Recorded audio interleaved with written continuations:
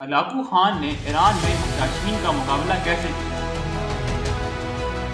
Baghdad की फतह के बाद हलाकू खान ने मुस्तासिम बिल्ला के साथ क्या सलूक किया?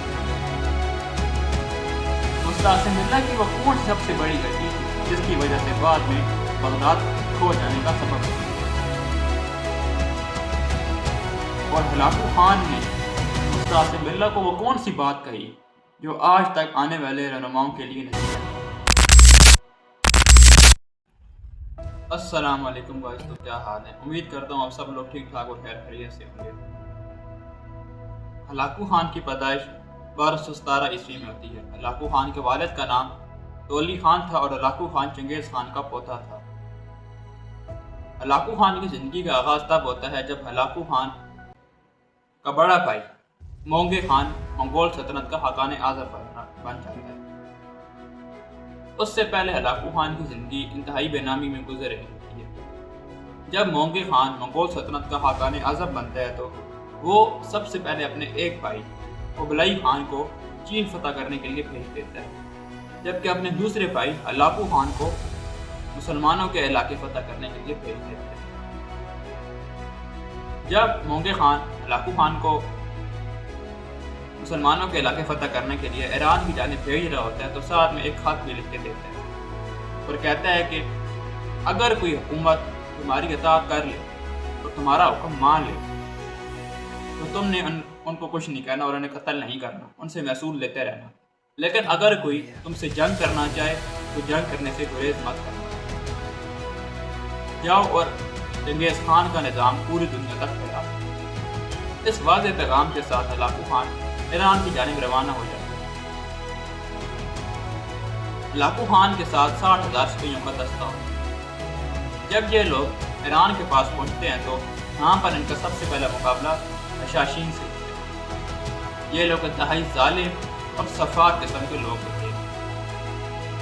हलाकू खान इन लोगों के साथ एक चाल करता है। हलाकू खान इनके सबसे बड़े ग्रैंड मास्टर रुकनुद्दीन को कैद कर लेता है। जब उनका ग्रैंड मास्टर पकड़ा जाता है तो बाकी भी जितने छोटे मोटे किले होते हैं या जितने भी उनके मानने वाले लोग होते हैं वो खुद ब खुद आके हथियार डाल देते हैं। तो इस तरह हलाकू खान आराम से इस गिरोह हशाशीन, जिनको असैसिन भी कहा जाता है, इनका खात्मा कर देता है। इन लोगों का खात्मा करने के बाद हलाकू खान की ज़िंदगी का सबसे बड़ा चैलेंज आता है, यानी कि अब्बासी खिलाफत और मुसलमानों का सबसे बड़ा शहर, सबसे अजीम शहर बगदाद।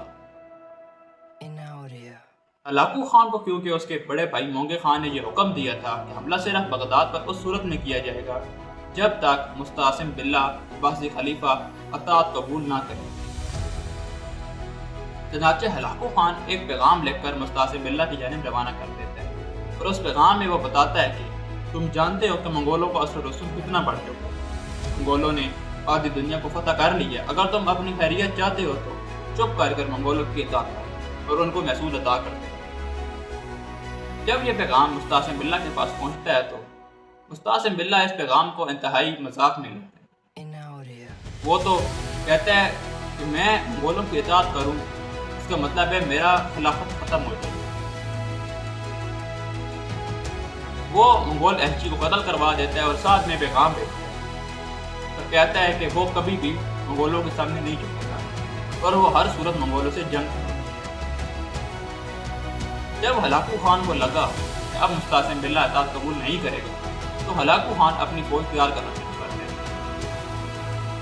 पहले उस फौज की तादाद 1 लाख होती है और जब बगदाद के पास वो फौज करीब पहुंचती है तो उस फौज की तादाद तकरीबन 3 लाख के करीब हो जाती है। जब मुस्तासिम बिल्ला को इस बात का मालूम होता है कि हलाकू खान जो 3 लाख फौज लेकर बगदाद की जानिब आ रहा है और मुस्तासिम बिल्ला के पास भी इतने ज़्यादा सिपाही मौजूद नहीं होते कि वो हलाकू खान की फौज से लड़ सके, उस वक़्त बगदाद में तकरीबन सिर्फ 50 से 60,000 सिपाही मौजूद होते हैं। तो चनाचे मुस्तासिम बिल्ला एक पैगाम लेकर हलाकू खान को कहता है कि वो हमला ना करे और वो उसकी इताअत कर लेगा। लेकिन हलाकू खान उसको कहता है कि जब मैंने पहली बार तुम्हें इताअत करने का कहा था तो तुमने इसको नहीं माना और अब इताअत करने का कोई फ़ायदा नहीं, अब जाओ और जंग की तैयारी करो। फिर हलाकू खान बगदाद पर हमला कर देता है। कहा जाता है कि सिर्फ 3 हफ्तों की जंग में ہلاکو خان پورے بغداد کو فتح کر گیا، اور بغداد میں اتنی خونریزی کی جاتی ہے کہ دریا کے ساتھ بغداد کے ساتھ بہنے والی نہر خون سے بھر جاتی ہے، اور بغداد میں موجود جتنی بھی کتابیں ہوتی ہیں ان سب کو ہلاکو خان جلا دیتے ہیں، اور جو بچ جاتی ہیں ان کو پانی میں بہا دیا، جس کی وجہ سے جو پانی پہلے خون کی وجہ سے سرخ تھا اب وہ سیاہی کی وجہ سے سیاہ ہو جاتا ہے۔ بغداد کی فتح کے بعد دوستو ایک بہت مشہور واقعہ ہے، وہ واقعہ یہ ہے کہ جب ہلاکو خان نے مستعصم باللہ عباسی خلیفہ کو قید کر لیا تو عباسی خلیفہ کو بہت زیادہ بھوک لگی اور اس نے کھانے کے لیے کچھ مانگا، تو ہلاکو خان نے اس کو سونے کی اینٹیں لا دیا اور کہا کہ ان سونوں کی اینٹوں کو کھاؤ۔ مستعصم باللہ بہت حیران ہوا اور کہا کہ یہ سونے کی اینٹیں میں کیسے کھاؤں، یہ تو سونا ہے۔ تو ہلاکو خان نے اس کو کہا جب تمہارے پاس اتنا سونا اور چاندی موجود تھا تو تم نے فوج کیوں نہیں بنائی، تم مجھ سے لڑنے کے لیے اپنے شہر سے باہر کیوں نہیں ہے؟ تو اس کے پاس کوئی جواب نہیں، تو مستعصم باللہ نے یہی کہا یہ سب اللہ کی مرضی، اور اس کے بعد ہلاکو خان نے مستعصم باللہ کو بھی قتل کر دیا۔ جب ہلاکو خان بغداد فتح کر چکا تو اس کو خبر ملی کہ اس کا بڑا بھائی مونگے خان جس نے ہلاکو خان کو ایران کی جانب روانہ کیا تھا وہ اب مر چکا ہے، اور منگول سلطنت میں بہت انتشار پیدا ہو چکا ہے اور ہر کوئی حکمرانی کے لیے لڑنے کی کوشش۔ تو وہیں ہلاکو خان جو کہ بغداد تک کا علاقہ فتح کر ہی چکا تھا نے اپنی سلطنت کا اعلان کر دیا اور اس سلطنت کو الہانی سلطنت کا نام دے دیا۔ سلطنت قائم کرنے کے بعد ہلاکو خان صرف 4 سال زندہ رہا اور اس کے بعد ہلاکو خان بھی مر گیا۔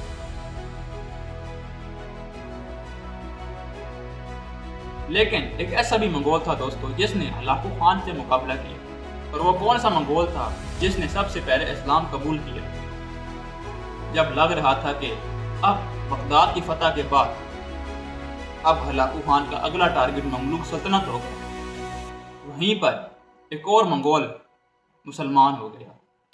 یہ سب ہم آپ کو بتائیں گے اس کی اگلی ایپیسوڈ۔ خدا حافظ۔